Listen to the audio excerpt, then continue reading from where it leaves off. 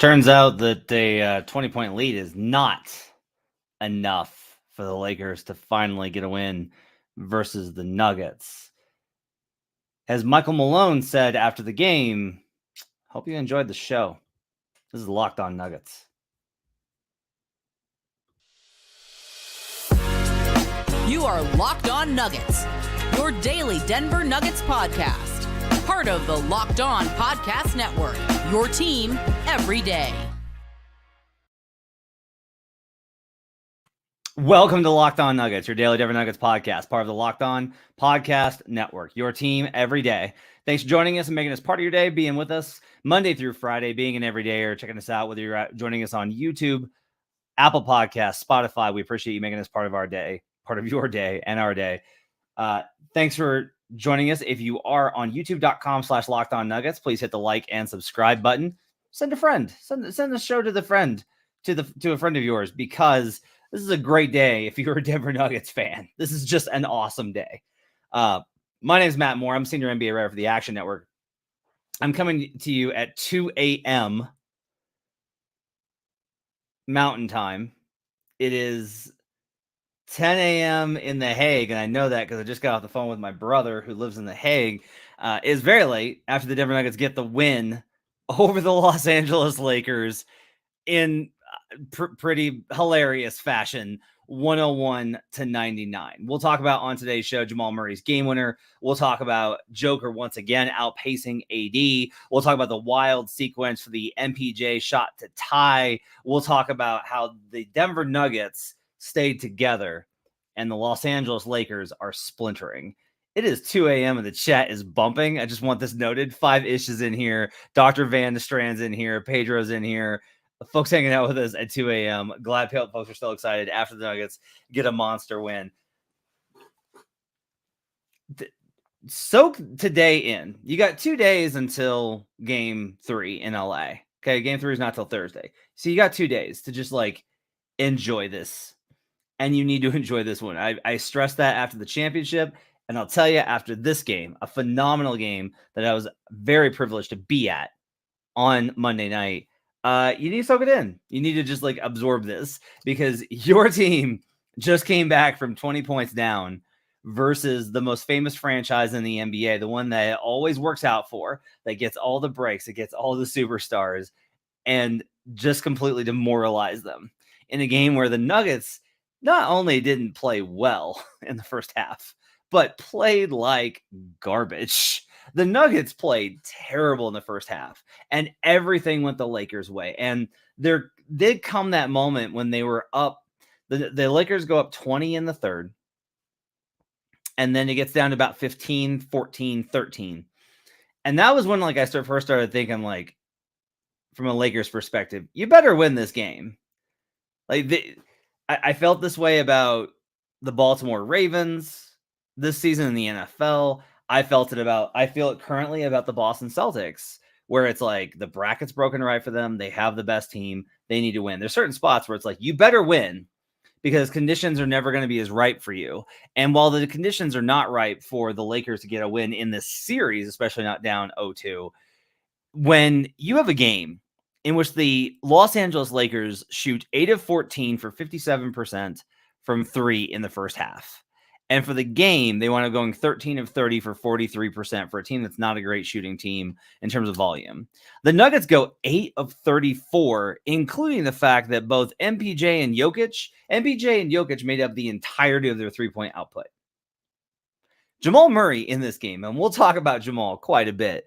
Jamal was 9 of 24 in this game. So he was 8 of 23 going into that final shot. And if you want to talk about it, in the first half, Jamal was 2 of 10, and it got bleak for Jamal in terms of shot making in this one. All of these things happen. All of it. All of this together happened. The Lakers get a 20-point lead, and they lost. They're never going to have a better opportunity to beat the Denver Nuggets in Denver. In LA, we'll see. You got to play those games. You're not going to have a better opportunity to this. And the Lakers couldn't get it done. And the reason they couldn't get it done is that once again, the clutch merchants just clutched the holy hell out of a basketball game. A 200 offensive rating in the final 5 minutes of a game inside 5 points.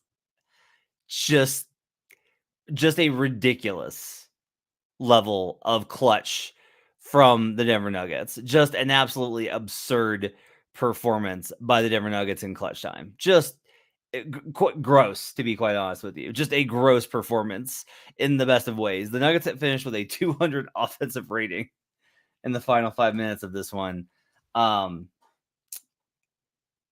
When they were down 20, I was like, all right, it wasn't them down 20. It was still a 10-point lead. And MPJ had two different shots at the end of the third quarter to hit a three-pointer, which would have made it 7. And he missed, but he shot, missed, offensive rebound, swing back to him. He misses again. And that was the point where I was like, all right, probably not their night. Like, this is probably not happening here. You got to hit those shots. That would have made it 7. Lakers would have really collapsed. Now they can kind of settle themselves. But they just didn't. Like, they just didn't settle themselves. And the Nuggets just keep coming. I don't know how they do. I will tell you, I don't understand how they do this. Like, I don't know how you keep the faith when you're down 20. And I'll be real clear on this. The Nuggets did not have the faith at halftime.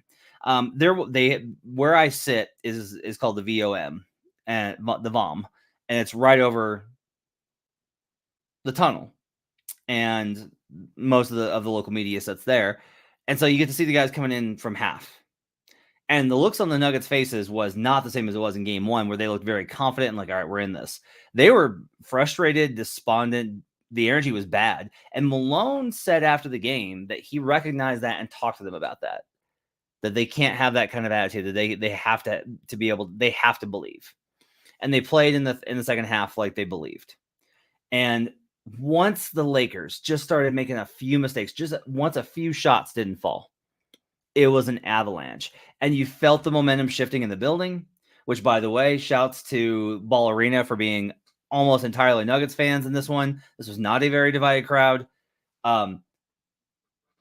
The momentum that the Nuggets pushed and the intensity with which they started hitting the Lakers in their fast breaks. Jokic barreling down the lane, just barreling to create these opportunities.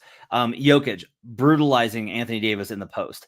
Anthony Davis in the second half of the series has a 132 defensive rating. If you are not familiar with those figures, that is awful. That is dog poop in a bag. Not even a bag. It's dog poop in like a broken open bag laying on the street. That's how bad that is. That's the should be DPOI. Self-proclaimed, by the way. Yoke gets the scoring, and then they get the stop on the final possession. They come down. They run pick and roll. AD switches. They don't call timeout, which I love that this team has the confidence, preparation, and control to execute in a situation like that and not let the Lakers go over their assignments. But still, nonetheless, they got what they wanted. They got a switch of Anthony Davis onto Jamal Murray. I was told all day that Anthony Davis is the best defender in the league on switches against guards. And hey, he did get a hand up. Couple of things about that play for those of you that maybe aren't on social media. Jamal didn't get to see that shot go in because he fell down and he couldn't see the angle. So he only knew it went in by the crowd reaction as the guys all jumped on top of him. Anthony Davis falls back into the bench and can't get out, and LeBron has to go fetch guy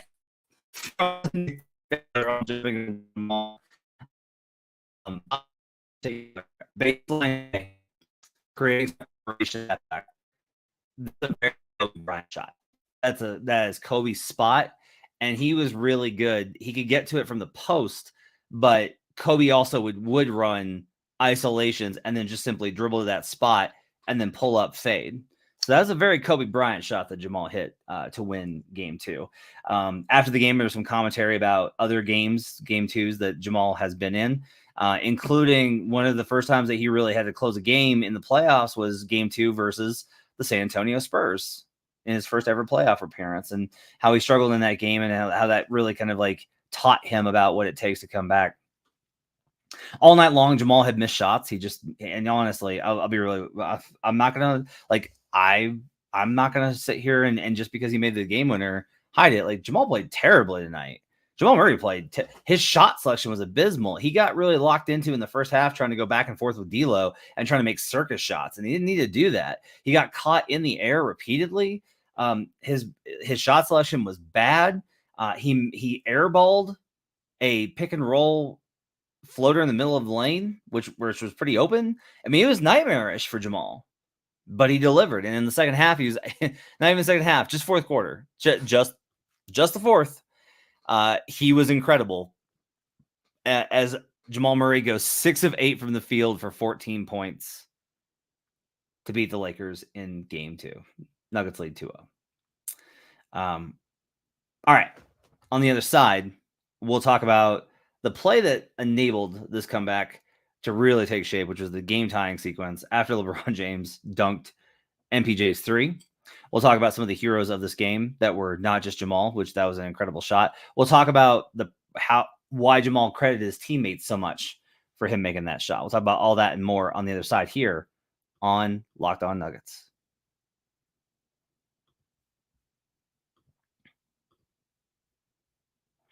Today's show is brought to you by Prize Picks. Get in on the playoff action and win up to 100 times your money on Prize Picks, as you and the world's best players take the game to a new level during basketball's postseason. Prize Picks is something for every sports fan, from basketball and hockey to League of Legends and everything in between. You can pick LeBron, Caitlin Clark, Connor McDavid, and Jude Bellingham all in the same entry, or, Nikola Jokic if you want guys that will continue playing past this round. Quick withdrawals, easy gameplay, and an enormous selection of players and stat types are what makes Prize Picks the #1 fantasy sports app. Download the app today and use code LOCKEDONNBA for a first deposit match up to $100. Again, just download and use code LOCKEDONNBA for a free first deposit match up to $100. Prize Picks is daily fantasy made easy. We'll be right back on Locked On Nuggets.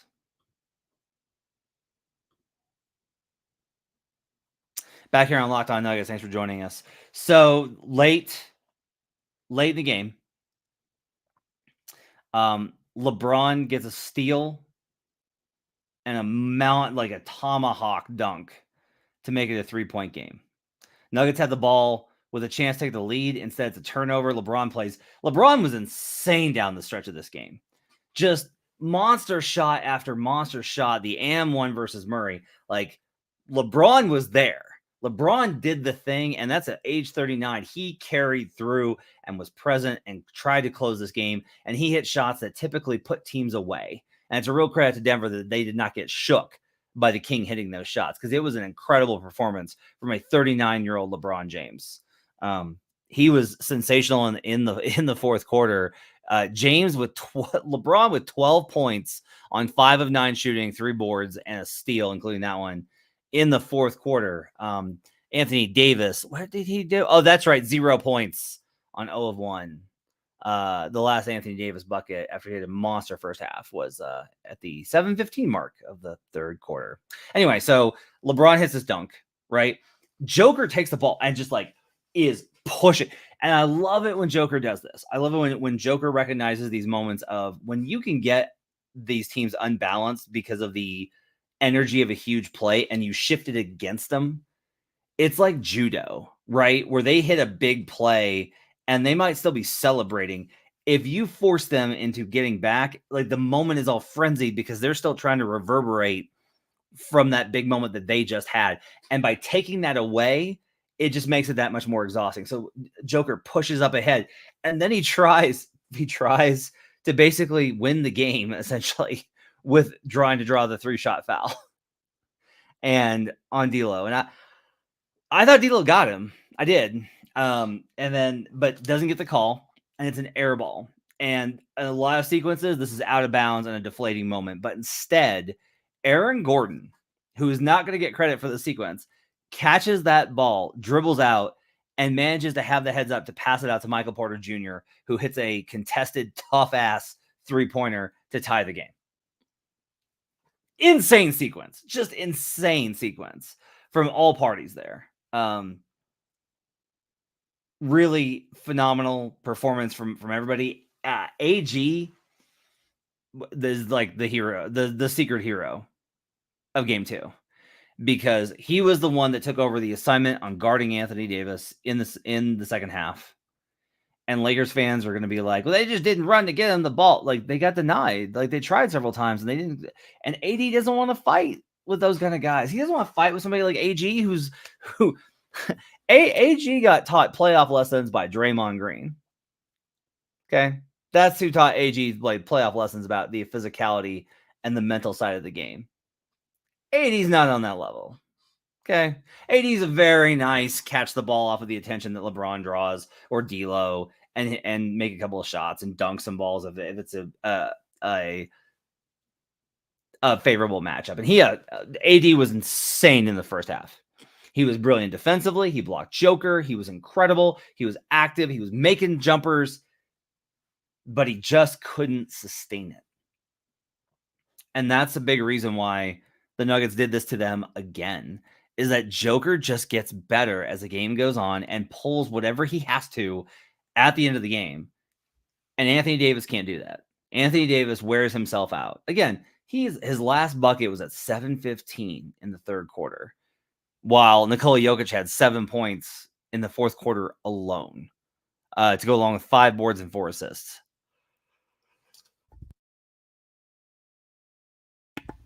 It's very late. I had to yawn. I apologize. It was really good. Casey Mack in the comments says Christian Brown had a good game as well. He absolutely did. I was really worried about Christian this matchup, and he was terrific in this one. He was a huge part of the comeback, both on defense and had a really important layup late in the game. It was like quiet stat line, but he did some stuff in this one to really help them out. And so he was very good in this game. But it was the starters that obviously carried this game, and they had to. And look, it is a testament to this team that they are able to get themselves in this position. The endurance kind of sets them up in there. But one thing that I think is really crucial, and this was kind of the narrative story of the game, and this is not something that I will talk about a lot because I tend to focus on the strategy side of things. But Jamal, Katie Wingy had some really great coverage of tonight, and included in that was her coverage of the huddles, where teammates were just like constantly in Jamal's ear to keep shooting, like constantly throughout this game, no matter how many he missed, constantly in his ear to keep shooting the basketball. And he talked a lot about after the game about what it's like having those teammates that one will carry you in terms of keeping the game, get the game back within range for him to close, but two, to support him like that. And like, this is another thing where I can't simplify the Nuggets down. And I don't know that you really can simplify any great team down. I think you can simplify a lot of like good playoff teams down, but not the great ones. And one of the things that is tough about the Nuggets is they're so smart, and Jokic is so different. And it is the endurance and the resilience and the determination that Jokic shows that I've talked about. But it's also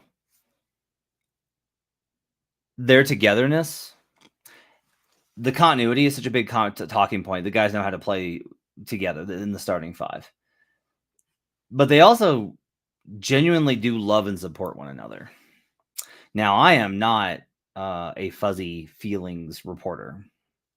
I'm pretty cynical because I've seen how money and fame and a lot of things will warp locker rooms and cause rifts and cause breakups of good teams, etc., and change careers forever. But that said, this team, I think genuinely, this team genuinely does love each other. Like, they have a real love for one another, as for having won that championship together and for what they've accomplished and for all being on the same page. It won't always be like that. Agendas always get in the way. But for right now, it's still true. And that's what enables them to have these moments like pulling Jamal Murray through 3 quarters of terrible basketball so that he can become playoff Murray down the stretch and be the guy that hits all these shots and be the guy that punishes them. It's absolutely just like incredible to see them stick together and put themselves in this position to win. John Roberts says, Matt, you were rough on Brown last game. He's played his role well last 2 games. I don't agree in the first game. I think he was really good tonight. That said, he did have 2 points here. Like, let's not like blah, blah, blah, blah. Defense was good though, and I thought Christian had some really big moments in this one as well. He was a big part of that third quarter push, and that was really key. So he does deserve it.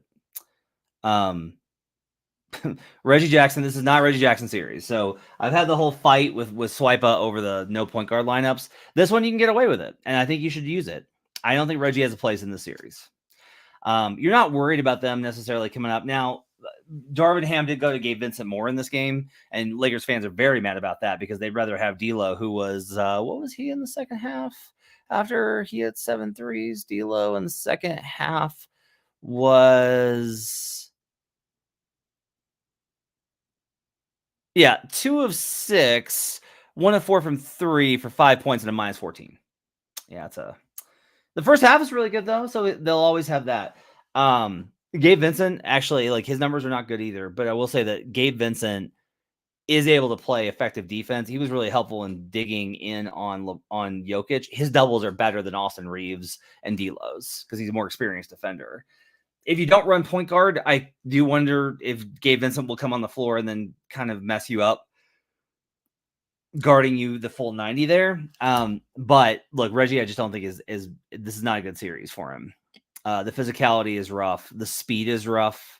The intensity of the series is rough, I think, for him, because the Lakers play with such intent and purpose because of LeBron, and they have such size inside. Now, again, I'll just tell you, like, there's probably going to be there will be a series where Reggie plays well. Like, that's going to happen.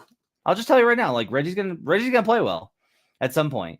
But I also think that it was probably a good idea that tonight, in the second half of this game, Reggie only played 3 minutes and 26 seconds. So that's, I think part of it. I like this from Matthew Bryan. Reggie has a place in the series if he's beaten the Lakers 16 straight times. Stick him on the floor to guarantee the win. Simple math. Love that. Dejan notes Jokic had 4, 25, 20, 10 games in his career, his fourth, more than all other players will have 2 combined in NBA history. Really incredible performance. I'm sorry. I am yawning. I've been up a very long time. So, all that said, there was a lot of heroes in this game. MPJ with the big shot to tie. Murray, obviously, with a dagger at the end. Jokic carrying the load. AG with his defense on Anthony Davis and his collective team defense. Caldwell Pope, once again, provides a huge spark. KCP didn't have a great game, especially from 3-point range, but did really well. On the other side, we'll look ahead to game 3. I'll tell you about the reactions post-game, about what it was like being in the arena, and a little bit about why the two mental sides of this are getting to be pretty desperate and disparate, rather. And it's not looking great for the Lakers. We'll talk about that up next on Locked On Nuggets.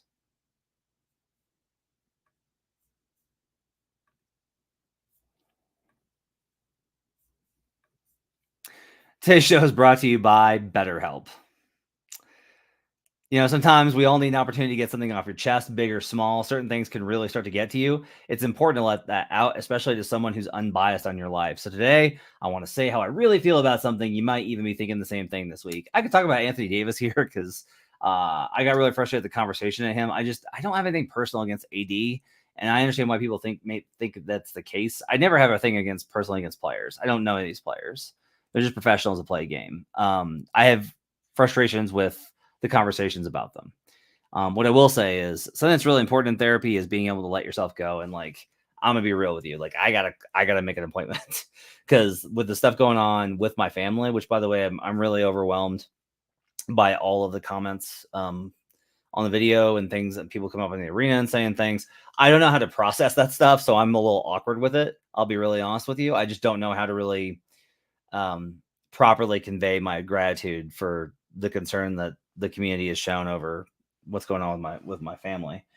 What I will tell you is that things get really overwhelming, and I'm currently in a situation where I'm so overwhelmed by what's going on right now in my life that I can't even really process it. I can't even get into a state where I can feel things.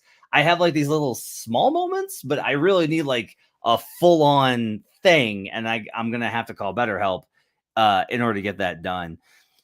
BetterHelp is the best way for you to be able to find the therapist that you need. Therapy can be different for everyone. Most of us have bigger problems than our favorite sports team, unless you're a big fan of Anthony Davis. And it's important to get those things off your chest every once in a while. If you're thinking of starting therapy, give BetterHelp a try. It's entirely online, designed to be flexible and suited to your schedule. Visit betterhelp.com/lockedonnba to get 10% off your first month. That's BetterHelp, HELP.com/lockedonnba for 10% off your first month. BetterHelp.com/lockedonnba. We're also brought to you today by Monopoly Go. It's the absolute best way for you to enjoy fun with your friends. It's absolutely phenomenal. It's been downloaded over 150 million times. It's a great mobile twist on the classic Monopoly. You can play anywhere, anytime. You explore hundreds of Monopoly boards from Las Vegas to Camelot to the moon, all while raking in a huge fortune. You can charge rent on iconic properties, just like classic Monopoly. You can charge your friends rent on your iconic properties, or you can go after their Monopoly money by pulling bank heists and taking wrecking balls to their landmarks. But your favorite part is going to be the leaderboards, where you can see who's a Monopoly tycoon and who's gone bankrupt. So go get yourself on the charts. Download Monopoly Go now, free on the App Store and Google Play. We'll be right back on Locked On Nuggets.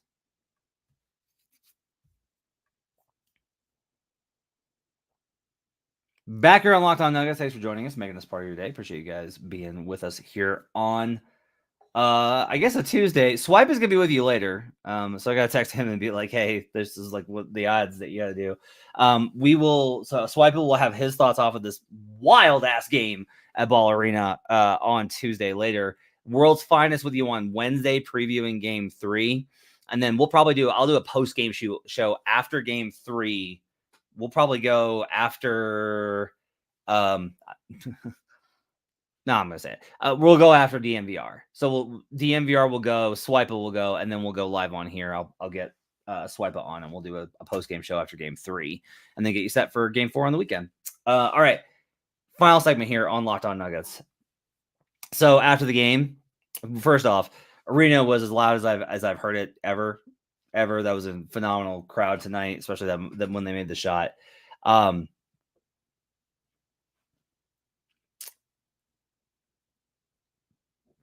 Media was buzzing. Locker room was buzzing too. It is really cool when the players understand that they were part of an amazing game. A Nuggets player who will go unnamed said to me, that game was crazy, man. Just like, and he talked about how great LeBron was and the awe that they have for him and the respect they have for him. Michael Malone was very differential in the post-game press conference, said that they're a great team, wasn't running him down. They have a lot of respect, and they're going to continue to have. They have a lot of respect for everybody, and they're going to continue to have that respect going forward. But I mean, it was buzzing. Like the whole thing was buzzing, and then the Lakers come out, and oh boy. Okay, so their press conferences. Let me kind of sum up here. They're like the Nuggets press conferences. Jamal talking about how much his teammates mean to him and putting him in this position, and about how he's made for these moments. Joker talking about how much trust he has in Jamal. And he trusts it. He knows he can make those shots. He's got absolute confidence in him. Malone talking about how proud he is of the team's performance and grit and them overcoming the adversity here. And then you got the Lakers locker room. And they're mad about the foul, which, look, MPJ does hit D'Lo in the face. I'll be honest with you, I never know about if the shot is already gone, when it should be a foul and when it shouldn't be. Like they were calling it that way this season with the high five calls, right? Where Dillon Brooks was like high-fiving guys after they shot, and that's not a foul. Does it matter if you high-five their face? I don't know. But LeBron's complaining about that. D'Lo tweeted about it. Like they're off their rocker, pissed off about the officiating. Then D'Lo's like, we have too many possessions where we don't know what we're supposed to be doing, what's going on. That's not good. Like AD vanishes, just like Houdini's it in the second half, and then throws his coach under the bus. So like that's the next 2 days of news for the Lakers, is them complaining about the officiating and Anthony Davis throwing his coach under the bus. I'm going to be very curious. They won't do media tomorrow. It's a travel day. Wednesday, they'll do media, and I'll be very curious to hear what LeBron says. And the reason I'll be curious is in 2017, when JR screwed up that play in the finals and the famous LeBron meme of the, right? Might have been 2018. But both of those seasons when they met in the finals, LeBron did not necessarily hide in his media availability. He wasn't like, we're going to win this series. I absolutely believe it. I got nothing but belief. LeBron was basically like, what do you want me to do? Like, they have Kevin Durant now. What do you want me to do? Like, just very much like, I think that this is part of it. LeBron's too smart to live in these fantasy worlds. He can't live in whatever universe D'Lo operates in where he thinks he's like an elite player. That's not the world that LeBron operates in. LeBron operates in like a real world. And so I think it's very difficult for him. So I'm going to be curious to hear like how he's going to approach this game and where his head's at and what this means for Darvin Ham and the Lakers and all of this. But I can tell you that this did feel like the end of the series. Now it's not.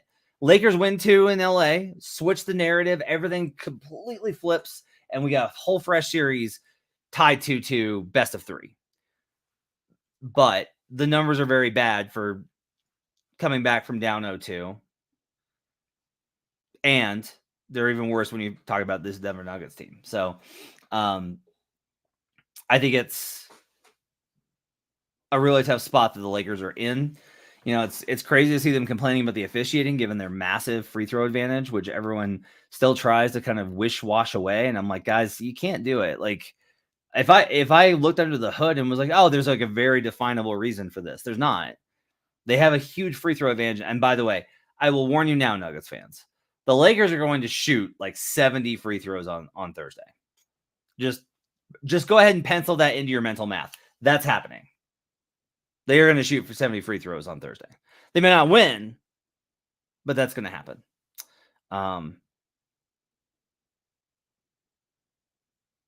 A phenomenal game, phenomenal moment. We'll have more coverage of it. Swipe will talk to you guys again later today on Tuesday.